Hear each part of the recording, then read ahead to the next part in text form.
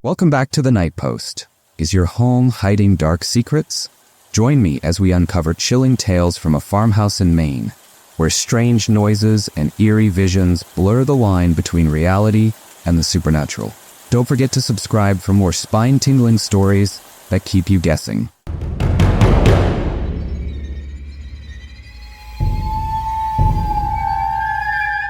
I believe my home of 16 years is haunted.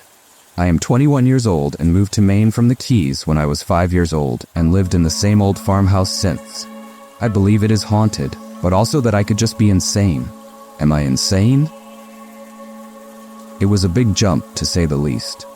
Not only were we 30 minutes from the ocean, which was much different from living on the shore, but the house was extremely old too. Maine is a very cute state. Anyone who has seen it knows that it has a very quaint, peaceful awe to it. Much of its land, including its buildings, are old and/or historic. Life feels very slow and calm here, hence why it is called vacation land. But residents of Maine know its nature to be somewhat different. Maine, as well as all of New England for that matter, has a very strange feeling to it, as if someone is watching from the woods. Because it looks cute and quaint, it almost feels scarier because it does not visually pose any immediate threat. But it's alluring, cold, and eerie at many times. I remember arriving at the house for the very first time. It was beautiful on the outside, tucked into large, bushy trees and pine with a river behind it. The property was huge, filled with rolling hills and trails that followed through tall pine. It was summer when we moved, and I remember believing the place was magical, and that it might have had fairies. Mom and I walked around exploring the property while Dad started taking things inside. The river was beautiful and wrapped around 3/4 of the property's line. The woods were dense with clear trails, surrounded by pine, birch, maple, honeysuckle, goldenrod, Queen Anne's lace, twisting ferns, and other wildflowers. My mother noticed a less visible trail that went across a small runoff from the river. We jumped over and climbed up a steep hill to see beyond it a waterfall and a very old stone foundation. I asked what it was, and she told me it must be a mill. At the time, I did not know what a mill was. She explained that our house and that this was somewhat common for Maine. We trekked down to it, and it was beautiful. We discovered many things buried in the water and surrounding woods: pottery shards, bottles, and 2 coins. We later brought them to our town's historical society, and they told us that the original property was built in 1779 with a mill. The original property, other than the barn that still stands, was lost in a fire, and the family moved. In 1891, a new house was built connecting to the barn, which is the home we live in now. It was a really cool discovery, and is what got me into studying history, which is now my major in college. Then, we went inside. It felt nowhere near as magical as outside. The windows were very tall with old warped glass, the hardwood floors creaked, and something about it felt off. I cannot explain it with words. It is almost like it's breathing. My sister and I ignored it and explored the house, calling dibs on bedrooms. Because of its age, it needed renovations. My father is a carpenter and paid 2 of his buddies to help with the move and renovations. While they renovated, my family all stayed in one room while his buddies slept on an air mattress downstairs. That night, I had sleep paralysis. For context, I had never had trouble sleeping before and had never had sleep paralysis. That night was my very first experience with it. I dreamt that there were spiders crawling over me and that I could not move. There was also a hand inside my mattress, reaching up and trying to pull me in. I woke up in terror. My parents wrote it off as stress caused by the move. I had sleep paralysis and nightmares regularly in my bedroom, so much so that I started sleeping with my little sis. I remember the first night I went to sleep in her room. I had woken up from a nightmare and had to get water downstairs. The stairwell on the 2nd floor has no windows, only 6 doors, 4 of which lead to bedrooms, 1 storage closet, and the small attic door. When I left my room, I remember fiercely looking away from the darkest corner of the stairwell, which led to my mom's office. When I reached the stairs, I looked across to the dark corner and saw a glowing orb. It was white with blue glowing spots. I was not afraid of it. More so, I was curious. I walked closer but eventually came to my senses and went back into my bedroom. I was frequent to nightmares, and as I got older, I just wrote it off as sleepwalking. I have never seen anything like that in this house ever again. As I spent more time in the house, my sister and I noticed strange things about it. Here is a list of things that still go on to this day and singular strange events. If you listen closely, it sometimes sounds like someone is walking up and down the stairs at night. Up 2 steps, down 3, up 4, down 2. The doors are all original, so it is easy to hear when someone is actually on the stairs. This noise is far more subtle. When you get to the bottom of the stairs, it always feels as if someone is peering at you through the dark living room to the left. I sometimes close this door before night because it seriously weirds me out. Speaking of that room, we have always had dogs, and it's honestly not a frequented room. It is the second living room and has no TV. 2 windows, a fireplace, couches, a table and some bookshelves.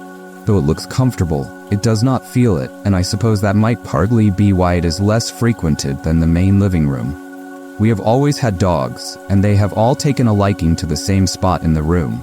It makes me less afraid, but is still strange to me. Back on this room, I did sleep in there once. I was very sick with strep throat during a storm, and was reading all day on the couch. It was a nice way to escape my bedroom without having to listen to the TV in the other room. At night, my father gave me NyQuil. I was too exhausted to move and fell asleep in there. I had a nightmare and sleep paralysis that night. The nightmare was that a lady had been living in the room in secret, though I don't remember much of the details. When I had sleep paralysis, it was of someone's hand across my face. It was horrifying. I could barely see in the dark and could not move. I was 11 and still remember trying to scream and the fast pacing of my heart.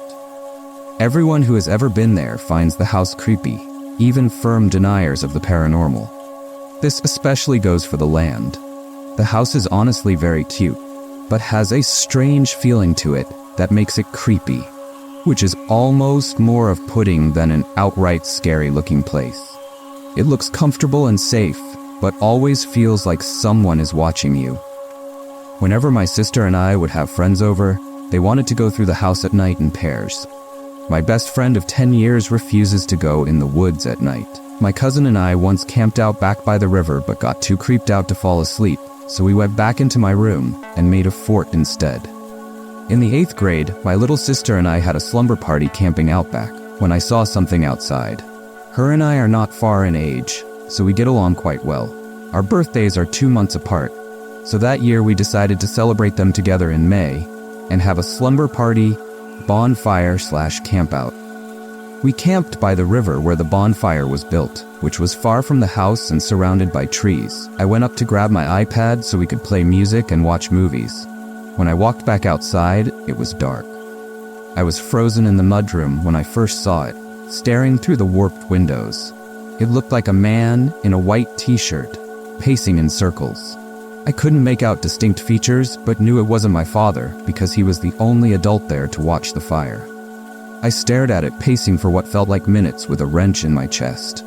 It was so dark, I had questioned if what I was seeing was even true. I opened the door and stepped onto the porch to see it was still there, pacing. I went back out 20 minutes later with a flashlight. It was gone without any sign of ever having been there, not even shoe marks in the dirt path where it was pacing. When I went to college, I stayed in a dorm for a year. Campus was 30 minutes away, but I quickly fell into a depression and missed my family and dog. So, I started commuting. When I came back home, my sister had taken my old room. So, I had to move into the same room we had all stayed in for the first few weeks of the initial move-in. I started having sleep paralysis again. In 3 of the dreams, there were spiders in my bed. In 2, someone was standing in the corner watching me as I slept. 8. My cousin saw and heard something in the woods when we were playing manhunt. He believed he saw a woman with dark hair standing in the woods. We all went inside after. 9. I recently had my cousin over. I hadn't seen her in years due to her moving further down east.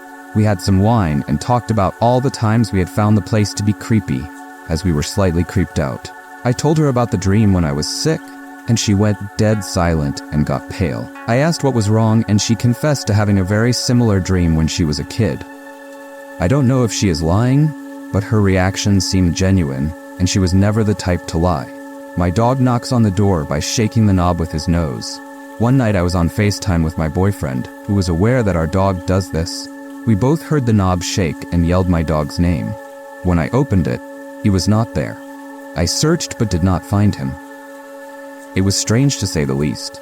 My boyfriend has never heard anything else on the phone other than a voice after I'd fallen asleep that exclaimed, "Huh." He said it sounded like a man, but was quiet, and he assumed it was my father outside in the hall. It could have been, but my dad does not laugh like that. 11. Sometimes, it sounds like someone is pacing downstairs. The stairs are very loud and creaky, and can be heard through all the doors upstairs. It sounds like stomping. It can be heard upstairs in the attic too, but I've only heard it once or twice ever. Rarely, I have noticed I never heard anyone go down or upstairs, but that I hear pacing at night. That is all I can think of right now. I have lived here for a very long time, so I have gotten used to a lot of it. Sorry. Am I insane, and is it all coincidentals, placebo, or might it actually be haunted? Thank you for watching as we explored the haunting experiences from this old Maine farmhouse.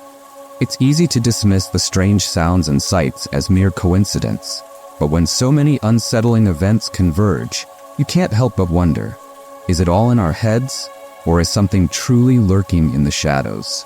If you have your own ghostly encounters or strange happenings, share them in the comments below. Don't forget to like this video and subscribe to Night Post for more eerie stories that will keep you up at night. Until next time, stay curious and remember, the unknown might be closer than you think.